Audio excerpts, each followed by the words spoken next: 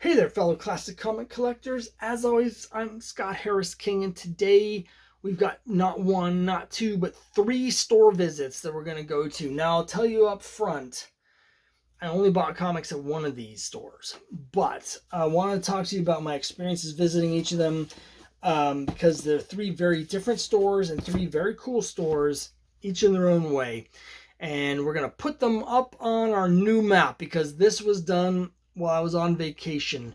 My wife and I drove down to Ocean City, Maryland, and along the way we stopped, on the way down and the way back, we stopped at some comic shops. And so today we'll be going to three comic shops, and those shops include what they bill as the most famous comic shop in the world. It's Jay and Silent Bob's Secret Stash in Red Bank, New Jersey.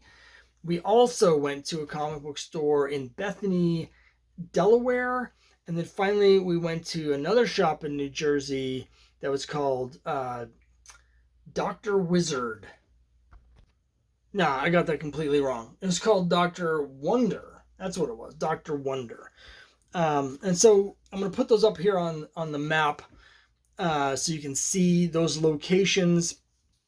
And we're going to start with Jay and Silent Bob's Secret Stash. Now, my understanding is that this comic store was also featured in the TV show Comic Book Man. Of course, it's owned by Kevin Smith, and it was a really cool experience, a really cool town. So, really cool downtown. Before we went on the vacation, I had researched like towns we might want to stop in New Jersey as we're going through, and there was a list of the 10 coolest towns in New Jersey. Well, two of them, it turns out, had comic book stores. One was Red Bank with Jay and Silent Bob's Secret Stash. The other was Cranberry, which is the town that Dr. Wonder is in, and we'll get to that in a minute. But Jay and Silent Bob's Secret Stash, I did get quite a bit of video, including myself inside with a pair of life-size Funko Pops of Jay and Silent Bob. They had a ton of memorabilia from all the movies, including the original Buddy Christ model from Dogma. And there was a ton of comics by Kevin Smith. So there's a whole section on the wall of Kevin Smith's comics that he's written. And you could get them signed copies of all of them. I think they were like, most of them are $25 each. So there's a whole wall. If you wanted to get something, an official Kevin Smith signed comic from Jay and Silent Bob's Secret Stash, they had them all there. And it was just a fun atmosphere. Like, now they did have some back issues. Not a lot, but they did have some back issues. So it was a functioning comic book store. They had new comics as well, other than the ones that were done by Kevin Smith. I ended up not buying anything. Like I'm getting to the point where it's harder and harder for me to find stuff to buy at comic stores because I'm looking for such weird and specific things. Most stores just don't have them. So I ended up not actually buying anything there, but they had a few wall books, nothing like too crazy, and they did have some back issues. But really, if you're a fan of Kevin Smith or Jay and Silent Bob and the whole, what's it called, View Askew-universe or whatever, you definitely want to check this out if you have a chance. It's not far off of the Garden State Parkway, and it's a really cool town again to just stop in. So we had a really good time there. They just didn't have what I was looking for back issues, but still a good time. Now, I had a very different experience at Dr. Wonder. I didn't get any video inside Dr. Wonder. Now, that's not on the Garden State Parkway, but it's on right off of the New Jersey Turnpike, though. So, anybody that's going through New Jersey, if you're going up to New England and New York, New England, or you're going anywhere else in the country south, chances are that you're going to go down on the New Jersey Turnpike, right? Well, the town of Cranberry, I don't know if it's Cranberry or Cranberry, but they have a Cranberry Festival, so I'm just going to call it Cranberry. You can get off the highway. There's a like a state route that runs parallel with the New Jersey Turnpike. And basically, you just get on there, you go to the town, and then you can get right back on the next exit. So it was only like a 5-minute diversion for us to go there. And it's a really cute little town again. We had dinner at this diner a couple stores down that was very like retro, in that but it was like it still had the decor right from back in the day, and so that was really cool. And this store had a ton of stuff. I had seen online that it was a huge store that had a huge variety of back issues, and they had a massive selection of back issues. They had tons of stuff, and they had huge swaths of dollar bins and long boxes and magazines and like Dells and like all the stuff that is good stuff, right? I still didn't buy anything there though. Why didn't I not buy anything in such a collector's paradise, do you ask? Well, two reasons. First of all, it was very musty, and as my longtime viewers know, I've been around these old comics so much that I have developed a mold allergy. We also had mold in the house. That's the main reason I developed the allergy. But ever since then, I've been extremely sensitive to mustiness. And so I just couldn't stay in the comic shop that long. As it was, I stayed too long looking through stuff. The other thing is nothing is priced. So it's basically once you've found all the stuff you want, you bring it up to the register and then they price it all then. And so to me, as someone who can spend, an hour looking through these back issue bins, it's a great way to waste an hour finding all the stuff, then getting excited about all the stuff, and then you bring it up and they want twice as much. Now I don't know what their prices would have been. Maybe they would have been incredibly reasonable, because I have had that happen in these situations. But just as a rule, I really don't like shopping at places that have not priced their books, because I feel like I'm basically giving them free labor. They don't want to spend the time to go through all the comics and price them. They let the customers do that work for them. Well, I don't know. It's just not the way I like it. So I didn't buy anything there. Really cool shop. And if you're not allergic to mustiness and you don't mind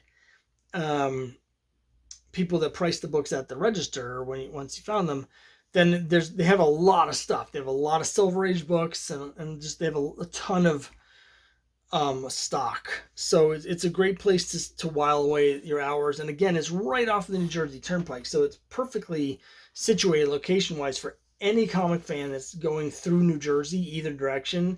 And it's right in the middle of the state. So just when you need a break, just pull off into Cranberry and go to Dr. Wonder. So cool store, but it just ended up not being for me.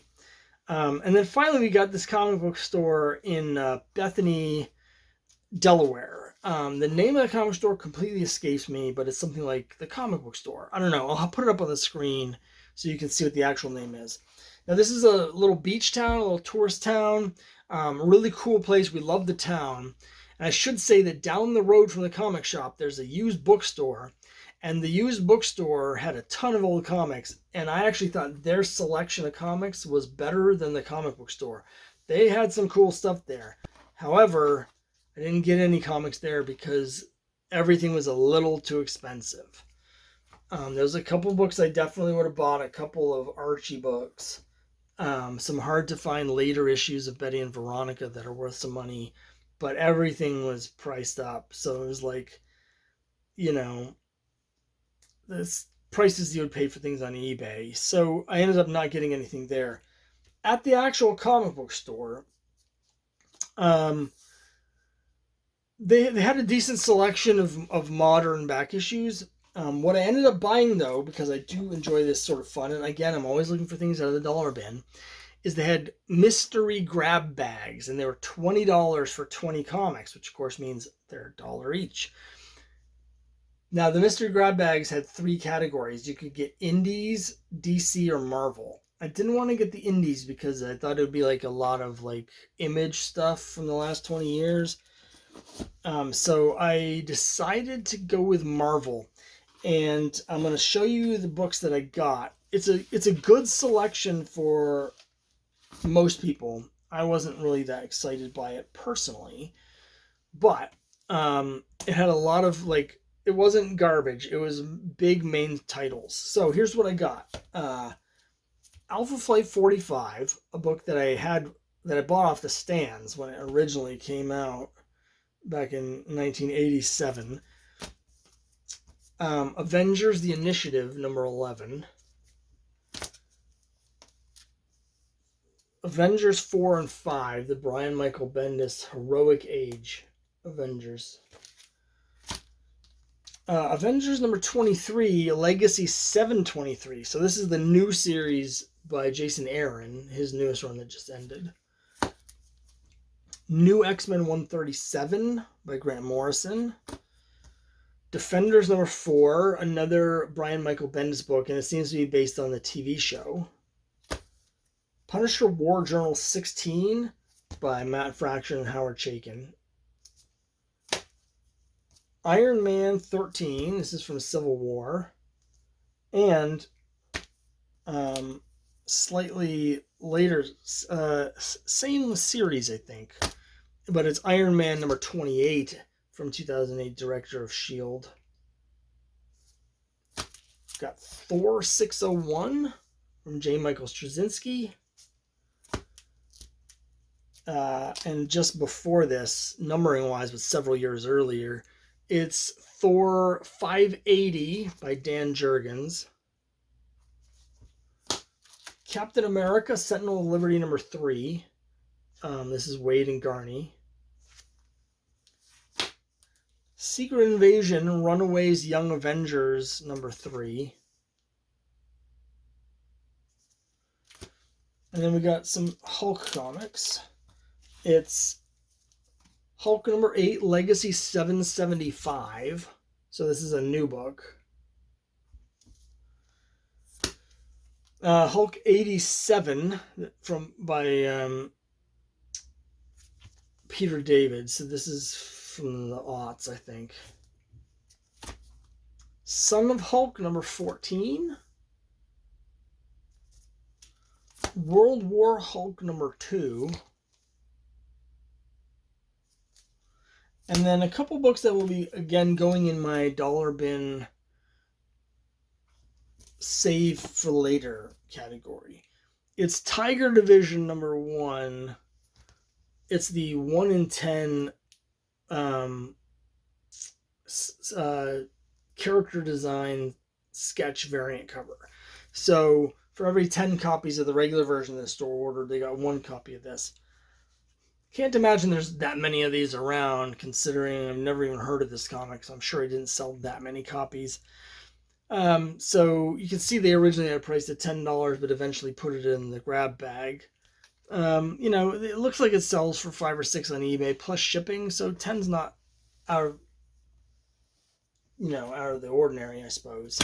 And then a little more interestingly, another variant cover, although not a chase version, it's just like an A or B cover. But it's Jan Dersima's cover for Star Wars Life Day number 1. And this apparently is the first full appearance of some kind of Star Wars Wookiee Jedi or something in it. So anyway, these two will be going in my dollar bin thing for, books that may eventually be worth something. The other thing here, though, is that in the dollar bin trading challenge in the last round, I got a giant stack of Hulks. They're all going to be one lot. And so I thought, well, I've got 4 more Hulk dollar bin books that I don't give a flying rat's butt about. So these are all going to be put in with that other Hulk lot to spice that up a little bit more. Just some bonus books to really make that as thick as possible. So overall, I think a decent selection. Again, a good selection for a grab bag. If you're a casual reader and you're just like, hey, let's get a sample of books. We got 4 issues of Hulk. We got 4 issues of Avengers. Right? There's 2 Iron Mans. There's 2 Thors. There's an issue of X-Men. Like, there's a lot of the big books. So you're not getting like random junk. It's top titles. So I did appreciate that. I did read several of these. You know, we're on vacation, and I was like, okay, fine. Let's read this issue of Hulk. I haven't read an issue of Hulk in 30 years. Let's read it. Here's these Bendis issues of Avengers. I hate I can't stand Bendis, but let me read them. The Jason Aaron run. Oh, I used to love Avengers, my favorite superhero title. Let's read this. This is one of the dumbest things I've ever read. Let's just say I didn't like any of them. So I stopped reading them because, I try to be positive here on my channel, and there's no reason to dwell on things I don't like. But this was so stupid. Not for me. But anyway, I always have fun going to these comic stores. It's a little bit weird. I go to 3 comic stores and I only end up with a grab bag of mystery dollar bin books.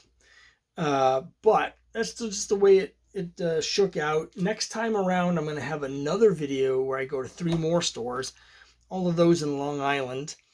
And